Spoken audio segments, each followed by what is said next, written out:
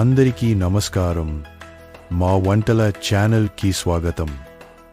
ఈరోజు మేము చేయబోయేది నిజమైన తెలంగాణ స్టైల్ మటన్ బిర్యానీ. మొదట బియ్యం బాగా కడిగి మేక మాంసాన్ని శుభ్రం చేసి పెట్టుకోవాలి. రైస్ నీళ్లలో నానబెడితే బిర్యానీ గింజలు పొడవుగా పొంగొస్తాయి.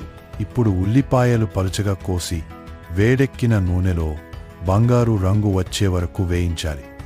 ఈ ఉల్లిపాయలు బిర్యానీకి అసలైన రుచిని ఇస్తాయి.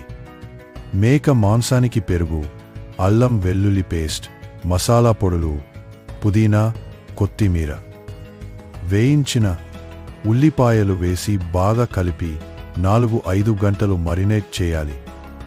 అలా చేస్తే మాంసం నరికి రుచిగా వండుతుంది. ఇప్పుడు పెద్ద పాత్రలో నీళ్లు పోసి దానిలో ఎలకులు, లవంగాలు, దాల్చిన చెక్క వేసి బియ్యం 70% వరకే ఉడకబెట్టాలి.